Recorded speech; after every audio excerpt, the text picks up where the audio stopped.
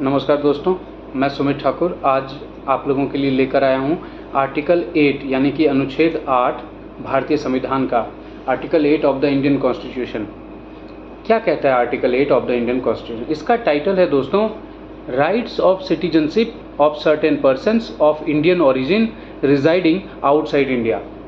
मतलब कि भारतीय ओरिजिन के वो सारे लोग जो कि कहाँ रह रहे हैं? भारत के बाहर रह रहे हैं, विदेशों में रह रहे हैं, तो उनके सिटीजनशिप की जो चर्चा है वो हमारा अनुच्छेद 8 करता है। दोस्तों इसमें क्या बोला कि अगर किसी व्यक्ति का जन्म या उसके माता या पिता का जन्म या उसके दादा या दादी का जन्म भारत में हुआ है, किस भारत में हुआ है?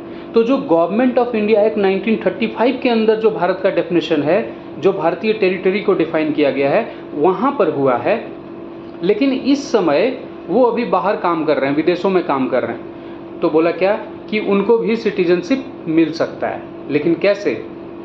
उनको क्या करना पड़ेगा? उनको जो है उस देश में जो भारतीय दूतावास है वहाँ पर जाना पड़ेगा, जो भारतीय एम्बेसी है, जो इंडियन एम्बेसी है, वहाँ जाना पड़ेगा, इंडियन डिप्लोमेटिक ऑफिस जो है वहाँ जाना पड़ेगा, काउंसलर रिप्रेजेंटेटिव ऑफिस जो है वहाँ जाना पड़ेगा और वहाँ से फॉर्म लेना पड़ेगा और उस फॉर्म में अपना सारा डिटेल्स भरना पड़ेगा और वहाँ पर जमा करना पड़ेगा।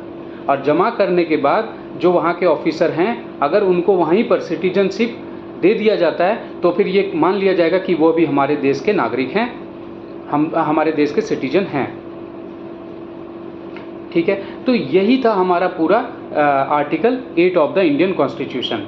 और वो एप्लीकेशन जो है वो भारतीय कॉन्स्टिट्यूशन लागू होने के पहले भी दे सकते हैं और भारतीय कॉन्स्टिट्यूशन लागू होने के बाद भी दिया जा सकता है। अब लागू होने के बाद ही तो देगा, बहुत सारा लोग जिसको पता ही नहीं है कि भाई हम बाहर में हैं, हमारे लिए क्या प्रावधान है, क्या नहीं प्रावधान है, तो वहाँ पे तुरंत जो है भारतीय कॉन्स्टिट्यूशन यहाँ पे लागू हुआ और वहाँ पे तुरंत जो है जो विदेशों में जो हमारा जो ऑफिसर है वो क्या किया, एक नोटिफिकेशन निकाला कि जितने भी लोग भारतीय ओरिजिन के हैं यहाँ पर, वो यहाँ पर आइए, एक फॉर्म मिल रहा है, आप उस फॉर्म को भरिए और हमें जमा करिए, सो दैट कि हम आपका सिटीजनशिप जो है एक्सेप्ट कर पाएँ। तो ये था सिंपल हमारा आर्टिकल 8 भारतीय संविधान का अनुच्छेद 8। तो आशा करता हूँ दोस्तों कि article 8 of the Indian constitution आपको समझ में आया। और इसके साथ ही दोस्तों अगले वीडियो में हम लोग मिलते हैं article 9 of the Indian constitution. और तब तक के लिए आप अपना ख्याल रखें, सुखी रहें, समृद्ध रहें, स्वस्थ रहें। आप अपना और अपने घर का ख्याल रखें। बहुत बहुत धन्यवाद दोस्तों। जय हिंद।